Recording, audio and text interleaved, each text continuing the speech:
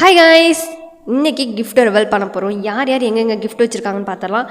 First gift இது தான், second gift இது, தேர்ட் எங்கே இருக்குது, தேர்ட் கிஃப்ட் இது. தேர்ட் கிஃப்ட் வந்துட்டு என்னடா அதெல்லாம் பேக் பண்ணி ஒரு கவரோட காமிச்சாங்க. இதை மட்டும் இப்படியா, இதை வந்துட்டு பேக் பண்ணுறதுக்கு டைம் இல்லை, கரெக்டான பாக்ஸும் கிடைக்கல. அப்புறம் இதுதான் ஃபோர்த்து கிஃப்ட். என்ன ஒரு அறிவாளி, டவல்லாம் போட்டு மறைச்சி வச்சுருக்காங்க. இது 2 கிஃப்ட் இருக்குது.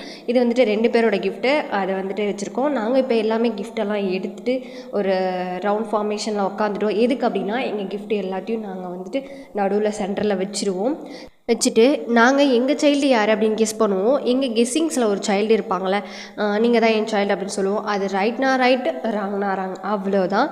இப்போ டிஸ்கஷன் முடிஞ்சிடுச்சு. அவங்கவுங்க சைல்டுக்கு அவங்கவுங்க கிஃப்ட்டு கொடுத்துட்டோம். இப்போ எல்லாமே கிஃப்ட் ஓப்பன் பண்ணிகிட்ருக்காங்க. நான் இந்த கேமோட நேம் சொல்ல மறந்துட்டேன். இது வந்துட்டு மம்மி சைல்டு கேம்னு நாங்கள் சொல்லுவோம். நீங்கள் ரீசெண்ட்லி பிக் பாஸ் பார்த்துருந்தீங்கன்னா கண்டிப்பாக உங்களுக்கு தெரியும். இது வந்துட்டு கிறிஸ்மா அப்படின்னு சொல்லுவாங்க.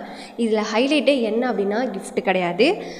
இந்த எத்தனை டேஸ் இந்த கேம் விளாட்றோமோ அத்தனை டேஸும் வந்து ஒவ்வொரு டாஸ்க் கொடுப்பாங்க. அவங்க சைல்டு அவங்க மம்மிக்கு கொடுப்பாங்க, அவங்க மம்மி அவங்க சைல்டுக்கு கொடுப்பாங்க.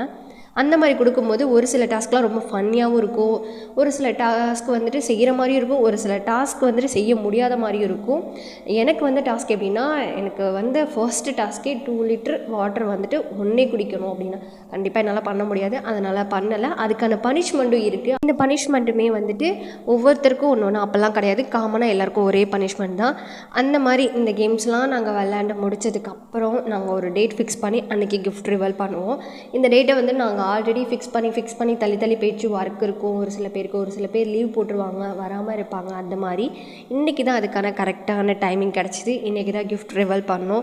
இந்த கிஃப்ட் ரிவல் பண்ணும்போது அவங்களோட ரியாக்ஷன்ஸ் தான் வேறு லெவல். இது எல்லாமே நாங்கள் வீடியோ கேப்சர் பண்ணி அவங்க பர்த்டேக்கோ இல்லை மெமரிஸ்க்காகவோ வச்சுப்போம்.